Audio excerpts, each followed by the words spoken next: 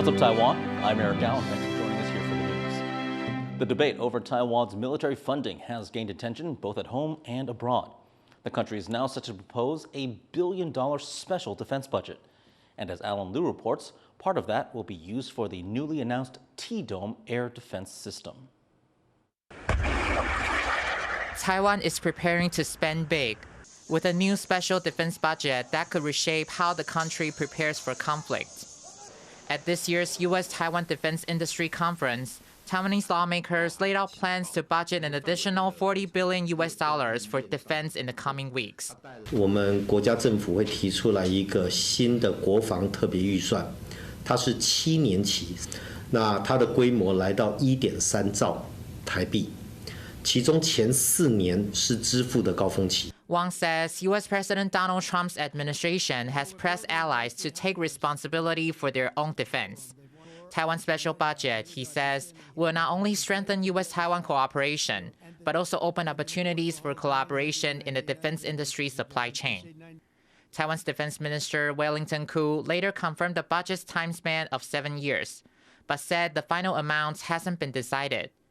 The extra spending comes as the U.S. and Taiwan continues plans for a T-Dome, a new air defense system announced by President Lai Ching-te on National Day. 我想，就整个防空系统是当然我们建军里面的一个重要的一个事项。那双方会在这个部分有所讨论也是当然的。那我们会在这个年底之前提出特别预算里面会说明。 Back in the U.S., State Department officials are also revealing plans to release new global guidelines aimed at speeding up the review process and expanding access to defense technologies. That's according to people with knowledge of the matter.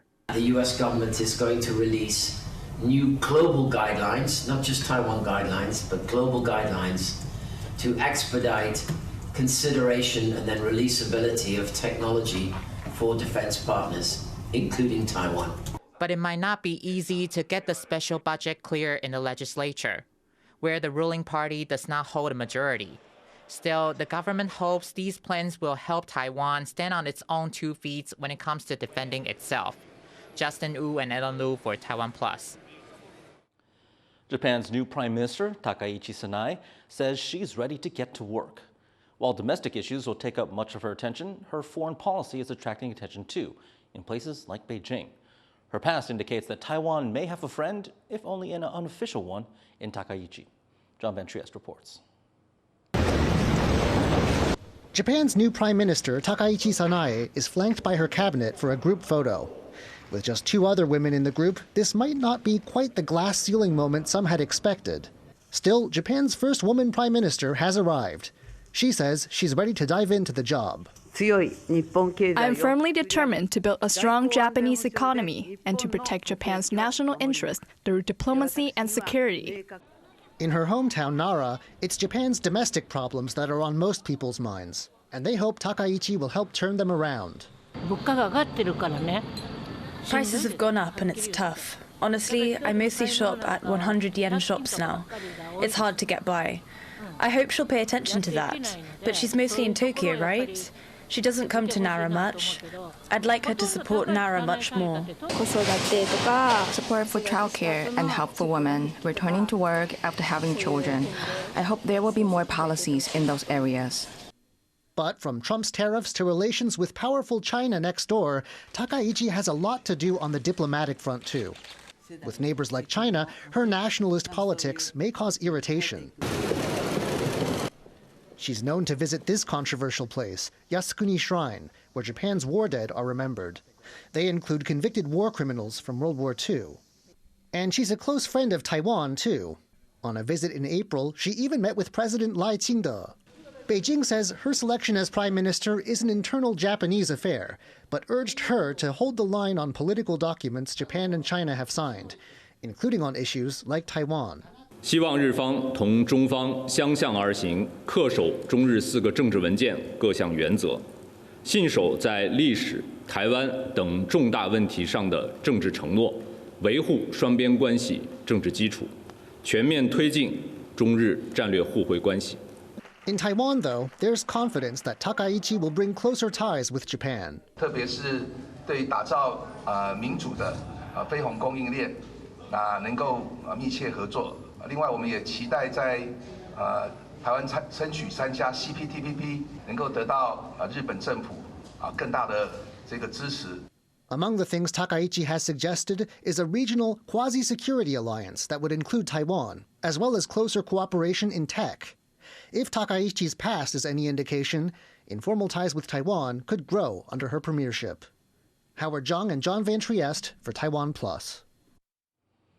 The heads of China's ruling Communist Party are meeting in Beijing as part of its so-called Fourth Plenum, the party's most important political gathering of the year. The closed-door meetings will help set the country's policy for the next 5 years. It comes as China's economy has slowed down and been hit by trade tensions with the U.S. The meeting follows the expulsion of 8 top generals from the party last Friday in a major political purge. All eyes are now on next week's APEC summit in South Korea, where Chinese President Xi Jinping is expected to meet with U.S. President Donald Trump, though Trump says those talks could still be called off. For more on the CCP's fourth plenum, our reporter Chris Gorin spoke with Jonathan Zinn, the Michael H. Armacost Chair in Foreign Policy Studies at the Brookings Institution's China Center. He previously served as the U.S. National Security Council Director for China during the Biden administration and as a senior China analyst at the CIA. For those who might not follow Chinese politics very closely, what exactly is this fourth plenum meeting, and what do we expect to see out of it? You know, when you were in the Biden administration or the CIA, is this the kind of meeting that you would watch very closely? Yeah, absolutely. And a big part of the reason that we will watch it so closely is that it's really the most important political meeting of the year. And what the plenum is it's the entire Central Committee of the Chinese Communist Party. And so what that means is it's the top 200 or so officials from across China, right? Provincial officials, heads of various provinces, key military leaders. For this particular plenum, I think it's going to be especially consequential for 2 reasons. Number one, on the policy side, the party will kind of endorse the next 5-year plan. It won't be fully finalized until next spring, but we'll get an outline of the next 5-year plan, which will lay the groundwork for China's development in the coming 5 years from 2026 to 2030, which of course would bleed over into Xi Jinping's 4th term. The other big piece of the equation here is the personnel side of the equation. We just saw this last week where a number of members of the military high command were purged, including the Central Military Commission vice chairman, the number 3 officer in the military was purged. And that's the first time that's happened since the start of the Cultural Revolution under Mao. So what's going on the personnel side with the purges, and especially within the military, is really quite dramatic. And it's something that we've seldom seen in the post-Mao era. You mentioned that the 5-year plan won't be finished until next spring, but there will be a communique coming out of the 4th plenum on Thursday. What do we expect to see in that communique? Will we find out what was said behind closed doors? Yeah, I mean, it's interesting because as important as this meeting is, this is not a debating society, right? They've already, to a fair extent, already pre-cooked the outcomes of this.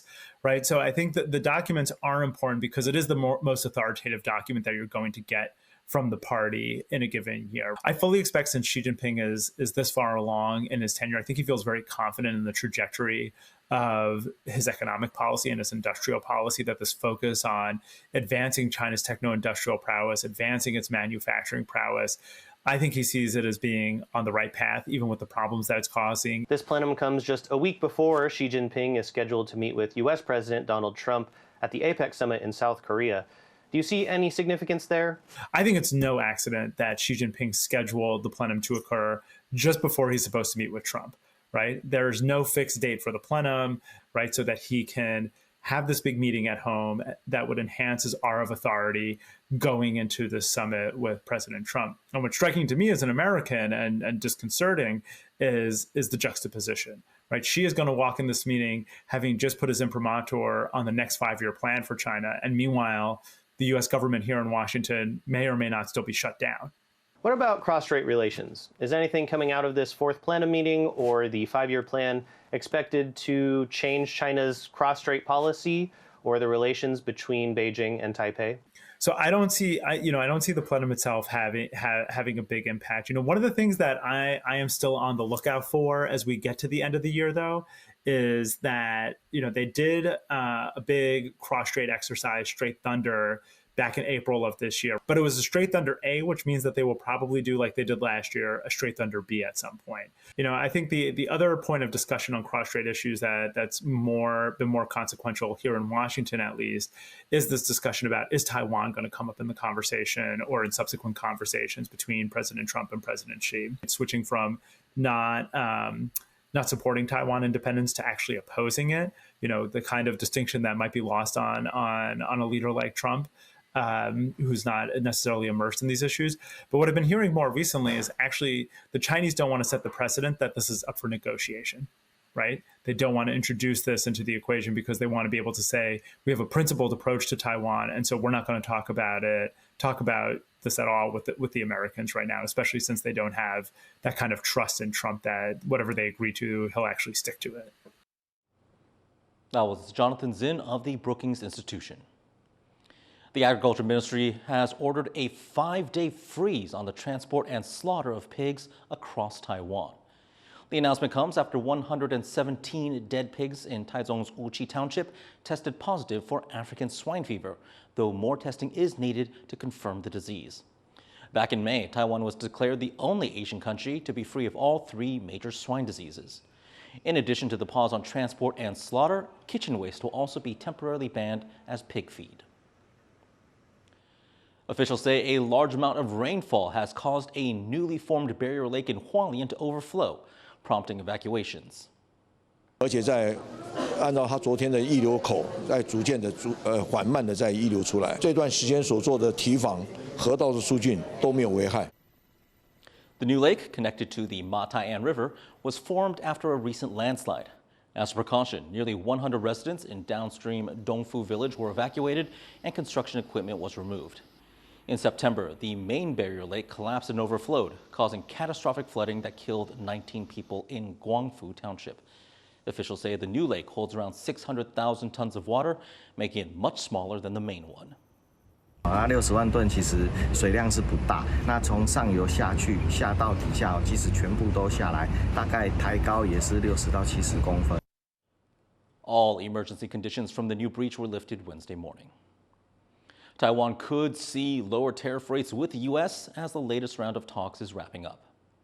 这个总结会议我们彼此跟美方事实上也大致上方向上有一些共识了所以等于是这个就在等这个会议来召开就可以有 deal 对方向上来讲的话，我们还是期待就是说看起来是有机会了这个关税是可以往下降，那不叠加，这个方向我们来努力。 Taiwan is in the final stage of negotiations with the U.S., which has imposed a 20% tariff on top of existing duties. On Tuesday, President Lai Ching-te said he expects the negotiations to make good progress, with Taiwan also seeking most favored nation status with the U.S.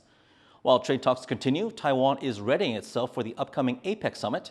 Foreign Minister Ling Jialong says the country is preparing for the outcome of a meeting between U.S. President Donald Trump and Chinese President Xi Jinping.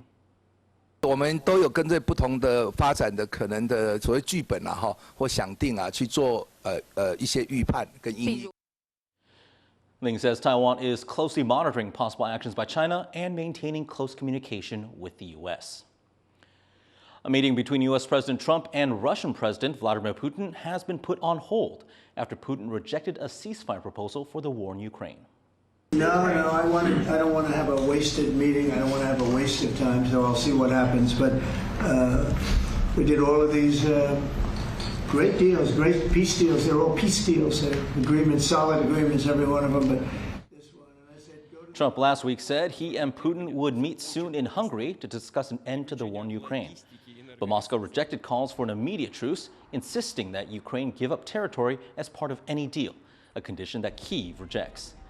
While the summit in Hungary appears off for now, Trump says there could be more developments soon. And thank you for watching What's Up Taiwan. Finally, check out these giant pumpkins in Warsaw's annual contest to see who can grow the biggest ones. This year's winner is this half-ton specimen. I'm Eric Gao. Take care. We'll see you next time.